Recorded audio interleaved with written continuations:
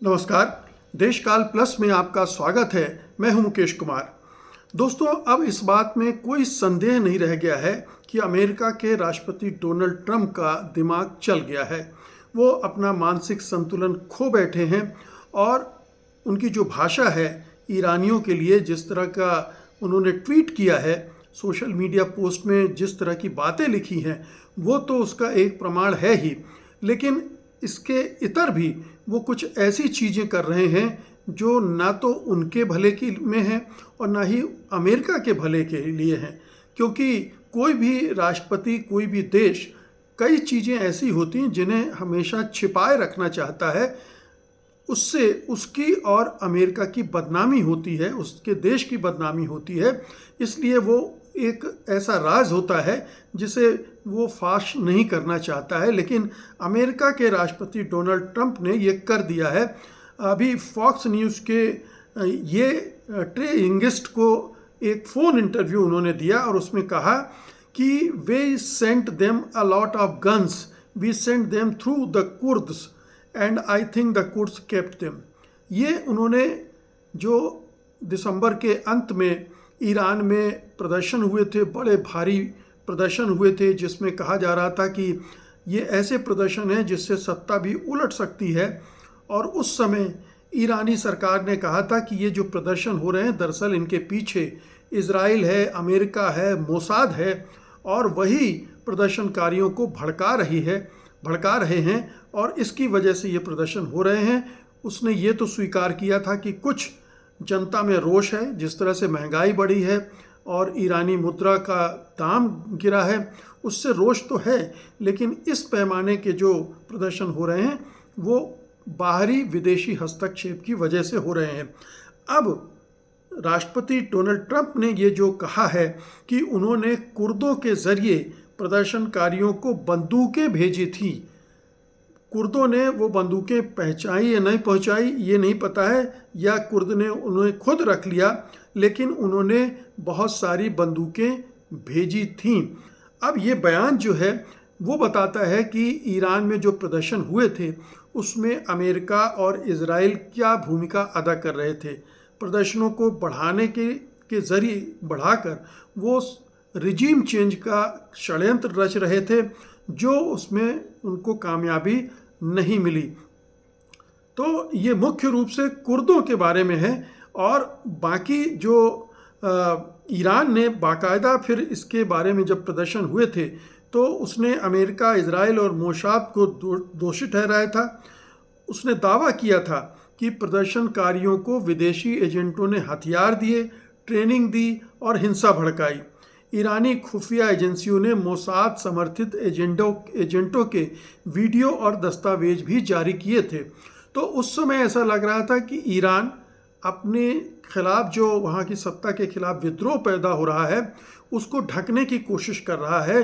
ध्यान बटा रहा है कि मोसाद करवा रहा है, इजराइल और अमेरिका करवा रहा है। लेकिन अब ये बिल्कुल स्थापित हो गया है कि इसके पीछे अमेरिका, इजराइल और मोसाद ही थे, वही कर रहे थे और उन्होंने ही यहाँ भूमिका निभाई थी।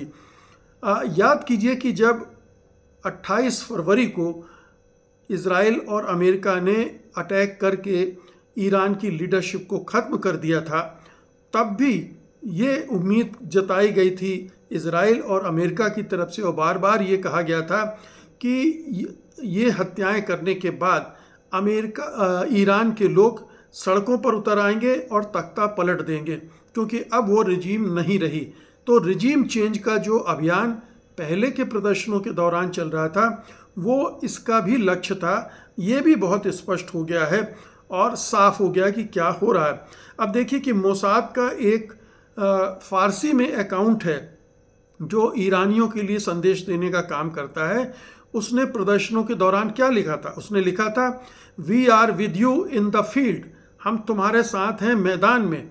और इसी तरह से अमेरिका के पूर्व विदेश मंत्री हैं माइक पॉम्पियो, उन्होंने लिखा था, happy new year to every Mossad agent walking beside them. हर मोसाद एजेंट को हैप्पी न्यू ईयर जो प्रदर्शनकारियों के साथ है। इजरायली मंत्री अमीचाई एलियानू ने भी हमारे लोग वहाँ काम कर रहे हैं की बात कही है। तो ये बिल्कुल साफ हो रहा है।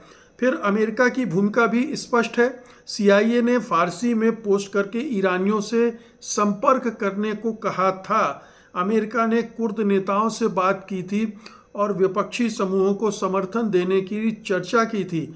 तो ये तमाम जो तथ्य आ गए हैं, बिल्कुल फैक्ट हैं, जिनको नकारा नहीं जा सकता है। अब वो सिद्ध कर रहे हैं कि किस तरह से अमेरिका और इजराइल षड्यंत्र रच रहे थे रिजीम चेंज का। और ये रिजीम चेंज का जो अभियान है ये पिछले 70-80 सालों से चल रहा है। आपको याद होगा कि 1953 में तख्ता पलट करवाया था अमेरिका ने ही, और बिल्कुल ये साफ आ गया था। बाद में अमेरिका ने इसको स्वीकार भी किया था कि एक ऑपरेशन चलाया गया था जिसमें उस समय लोकतांत्रिक रूप से चुने प्रधानमंत्री मोहम्मद मोसद्देक को सत्ता से हटाकर शाह मोहम्मद रज़ा पहलवी को सत्ता दी गई थी।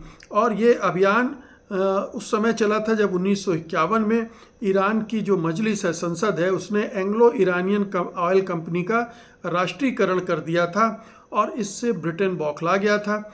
ब्रिटेन ने शुरू कर दिया था।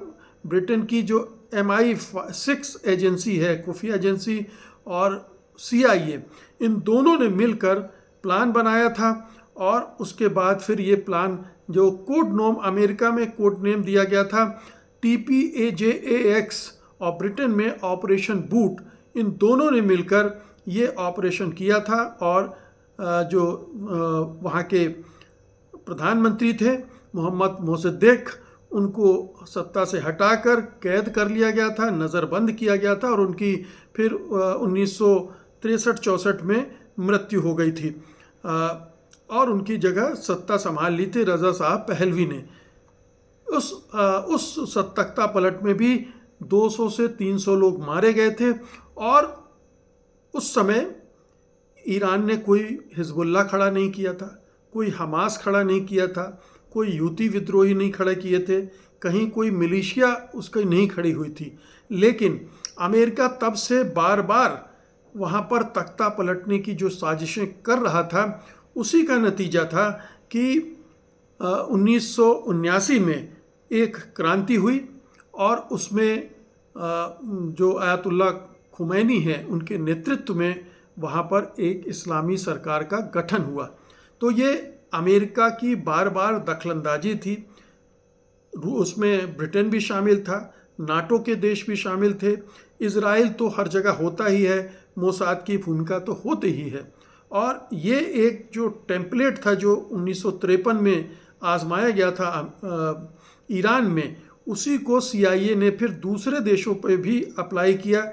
जैसे ग्वाटेमाला में 1954 में भी इसी तरह से तख्ता पलट करवाया गया। तो 2000 में मैंडलिन अल्ब्राइट ने ये स्वीकार किया था कि ईरान में तख्ता पलट में हमारी भूमिका थी। 2013 में CIA दस्तावेज जब डिक्लासिफाई किए गए तो आधिकारिक तौर पर स्वीकार किया गया कि ये CIA के निर्देशन में हुआ था।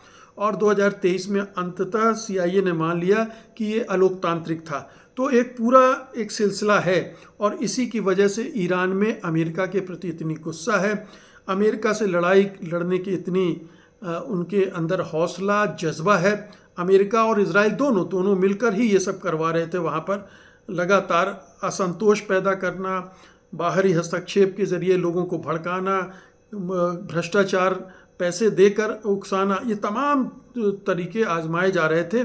और अब जो ट्रंप ने कह दिया है कि कुर्दों के हाथों में बंदूक देकर दिसंबर के प्रदर्शनों को और हिंसक बनाने की कोशिश की गई थी, पहुंची भी होंगी, और जो हिंसा हुई थी प्रदर्शनकारियों की तरफ से वो जाहिर है कि इस तरह के हथियार पहुंचने से हुई होगी।